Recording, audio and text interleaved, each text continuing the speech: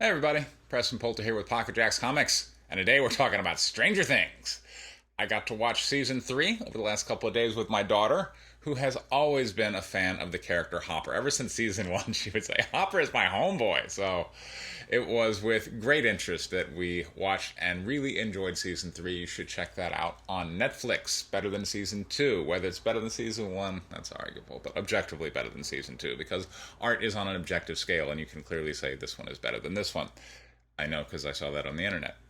But Evan Rachel Wood, not impressed, not a fan of the character of Hopper. She and my daughter would get in an interesting debate, which I find interesting, by the way, because I have taken my daughter to acting classes many a time in the city of Los Angeles, which were taught by Evan Rachel Wood's mother. So I kind of have a level of intersection between those two personalities. But Evan Rachel Wood took to Twitter and said that Hopper was acting in a completely inappropriate way and had red flags galore. In fact, let us read specifically the tweet in question. You should never date a guy like the cop from Stranger Things. Extreme jealousy and violent rages are not flattering or sexy like TV would have you believe. This is all. Alright, now, for those of you who don't know, let's go over some backstory here, because Evan Rachel Wood has been grappling with some issues. And this is not me throwing stones from conversations I've had with her mother about her daughter. No. This is not, I'm not doing insider information. This is all stuff out in the press, or stuff for that matter that she testified to in front of Congress. Yes, she testified in front of Congress. There was a bill, the Survivors of Sexual Assault bill, and Evan Rachel Wood went to Capitol Hill and testified to the following: that she was in an intimate relationship that was abusive. In fact, what did she say to Congress? It started slow but escalated over time, including threats against my life, severe gaslighting and brainwashing, waking up to the man that claimed to love me, or raping what he believed to be my unconscious body. The worst part, Wood noted, was that her partner would bind up my hands and feet to be mentally and physically tortured until my abuser felt I had proven my love for them. Now, she does not identify this party by name, but a lot of people speculate that it might be one person in particular. She did engage in a inappropriate relationship with rock star Marilyn Manson when she was 18. Why do I say it was inappropriate? Well, one, she was 18 and he was 36. Two, he was married to Dita Von Teese at the time. And you say, well, Dita Von Teese, she's known, she's a burlesque actress, clearly very, a very sexual figure. She probably had an open marriage. No. She was not okay with it. And what I find interesting is that Dita Von Teese attempted to set a boundary for her marriage to Marilyn Manson. And there are interviews where she says, hey, you've got this party lifestyle, you're out there, you're clearly seeing another woman, I need you to change your behavior or I'm going to leave. Evan Rachel Wood was the woman that Marilyn Manson was having an inappropriate relationship. She played the catalyst in ending Marilyn Manson's marriage to Dita Von Teese. And it's interesting, if you do the Google, you go down the rabbit hole here. Yeah. Boy, there's just a ton of bad stuff about that relationship, which I will go ahead and say that Sarah Wood, every time she was leading an acting class with my daughter, would just take an opportunity and just wail on Marilyn Manson and say what a horrible person he was. So there's that. But Marilyn Manson said in an interview where he was castigating his ex-wife, Dita Von Teese, as being this controlling, horrible woman who... She said that essentially he was a featherless bird, that his wife had just so henpecked him that he could no longer fly. But Evan Rachel Wood brought life back to him and inspired his creativity because, according to Marilyn Manson at the time, she was willing to die for him. Whoa, talk about an inappropriate boundary. Hopper's starting to look way tamer in comparison. What did Hopper do in season 3 of Stranger Things? Okay, so what do all these stories have in common? They're all about feelings that we have for other people that are doing things that, we kind of think they shouldn't be doing. In season 3, the justification is, well, Eleven is this really powerful telekinetic, who the government is probably looking for, as are other people, as are extra-dimensional baddies. And Hopper is her only real guardian, and he's concerned that her natural desire to explore a romantic relationship is going to conflict with the needs of keeping her safe from exposure. Those are valid needs. Meanwhile, Marilyn Manson and his relationship with Evan Rachel Wood, well, clearly Marilyn Manson was rather possessive of her. This is public. At one point, they had this on again, off again relationship between 2005 through 2010, where he proposed marriage to her on stage, and then it ultimately ended in 2011. And at one point during the breakup, he called her 158 times in one day, and each time he called her, he would slice with a razor blade on his wrist or his face to show her the pain that she was causing him. I mean, their relationship was so messed up. In 2009, Marilyn Manson told Spin magazine he had fantasies every day about smashing in Evan Rachel Wood's head with a sledgehammer.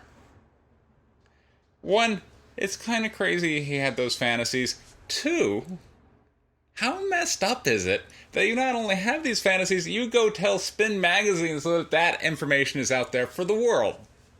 Think about that. You want to talk about inappropriate boundaries? Let's talk about your boyfriend. Talk about inappropriate boundary setting. You know what, Evan? Instead of wailing on the character Hopper, maybe you ought to put the anger where it goes, right? Come on. This guy is a mess. Your relationship with him was completely inappropriate. The fact that he's out there in public telling people, oh yeah, she would die for me. And the fact that you have gone on and said, yeah, there were some bad things going on in that relationship, but that you're stronger for it because it caused you to come to terms with your bisexuality. Well, that was clearly the problem, right? It wasn't all this other crazy stuff. It wasn't the razor blades.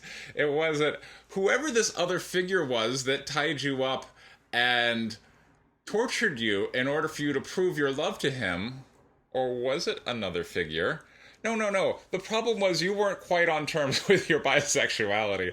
And by the way, I do talk about, lefty politics on occasion. I love that Evan Rachel Wood herself said, my revelation here didn't quite cause me to be embraced by the LGBT community the way I thought it would. Maybe if I'd come out as a full-on lesbian, they would have been more okay with it. I think you're onto something on that one, Rachel. But you're in this relationship which clearly had some very inappropriate boundaries, and now you're taking this opportunity to call out the fictional character Hopper. What did Hopper do? All right, let's go over season 3 here, all right?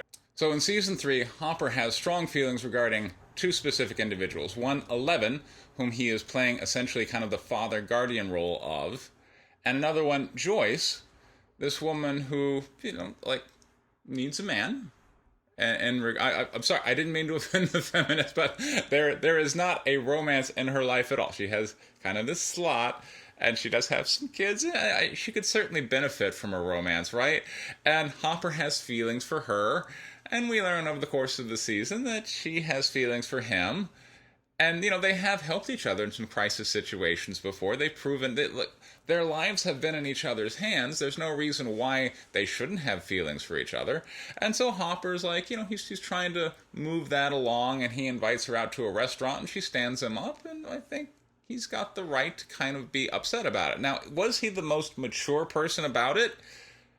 Well, no, but at the same time, let's look back here and say who was the most mature person and all the people I've talked about, fictional or real. It was Dita Von Teese, who said, you know what, look, I can't live with this, and if you don't change it, I'm leaving. That's what she did, and she ended up without husband. In part thanks to you, Miss Wood, who inspired Marilyn Manson down on this crazy... down this spiral of darkness that I don't even want to speculate on, because, whoa, that sounds horrible, right? And now here you are, years later, looking back and going, okay, yeah, I've been in relationships where I was raped, I've been in relationships where I said I would die for somebody.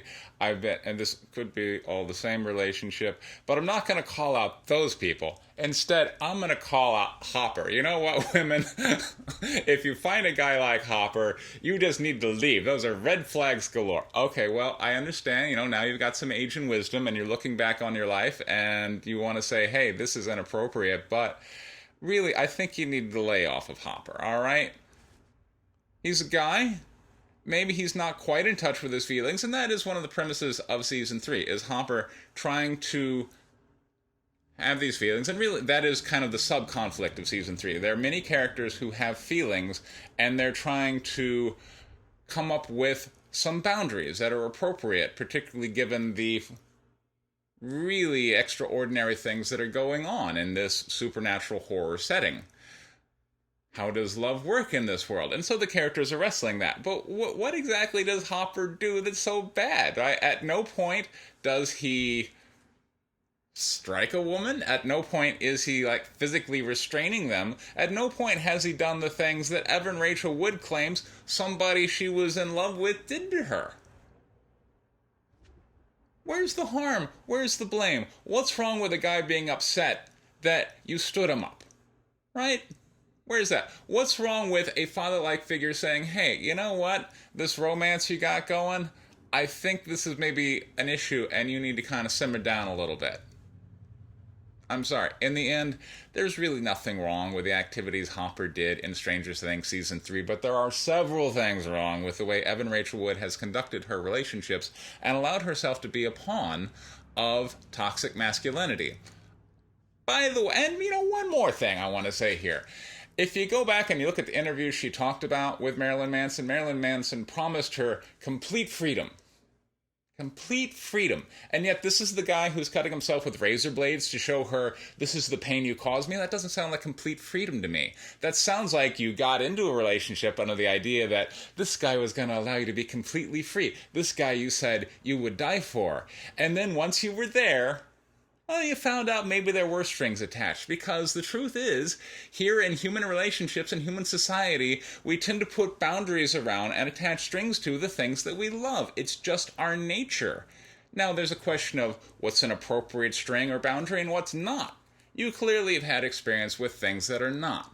But there's nothing wrong with what Hopper did in Season 3 of Stranger Things. Cut the nonsense. Meanwhile, if you watched Season 3 of Stranger Things, you noticed there was a very heavy Soviet motif going on. I loved it. If you like that kind of stuff, I've got a comic book for you. It's called White Lily. It's about the deadliest female fighter pilots in world history. They flew for the Soviet Union during the Second World War. I will put a link to that down in the description. Thank you very much for your time. Take care.